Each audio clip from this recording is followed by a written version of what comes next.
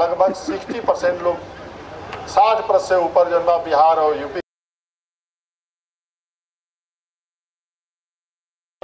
और भोजपुरी खाते आप जो भी कभी कोनो तकलीफ होके कोनो बात होके तो आप शर्मा जी से मिलिए।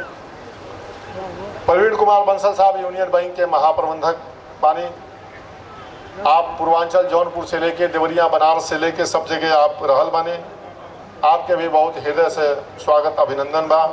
एस.आर. सिंह जो भोजपुरी के हमारे महासचिव बानी, आपके भी कृष्ण गोपाल डॉक्टर कृष्ण गोपाल जी बाने, बी.के. श्रीवास्तव, मनोज सिंह, तारकेश्वर मिश्र राही जी, कुबेर नाथ मिश्र विचित्र जी जो हमारे गुरु बानी, हमके पढ़ौले बानी।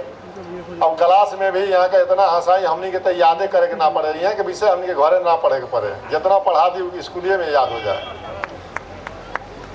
संजय सिंह जो बिहार से आज बनी, यहाँ का लोकगीत प्रस्तुत करब। सुरेश शुक्ला जी बम्बई से, वीरेंद्र सिंह साहब जो हमने के एक बड़े भाई के रूप में उनका आशीर्वाद मिलता रहता है।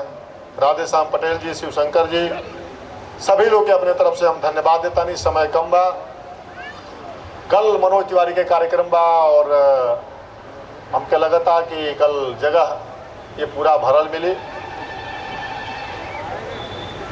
16, 17 2 दिन, आज 16 है, कल 17 है, कल कार्यक्रम के समापन बा। भोजपुरी भाषा संस्कृति अपनी लोक कला आप देख लो कब अबे फरी नृत्य जो होत रहल है।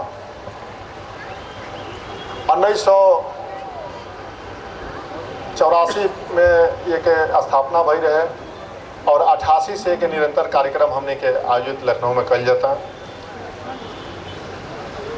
भोजपुरी के इस साल जिससे सिंघा बजा के कार्यक्रम का उद्घाटन होला।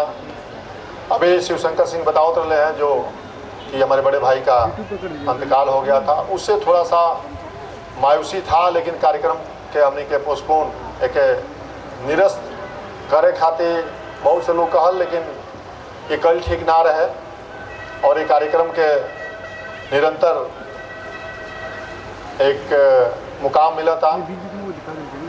हम आप सबसे चाहते हैं आपके जो सहयोग बा यही तरीके से सहयोग बना रहे और हम तो कल भी भाषण दिले रहनी, आज भी देता नहीं और कल भी कुछ ना कुछ रोज आपके स्वागत के रूप में हमारा बोले के बाद।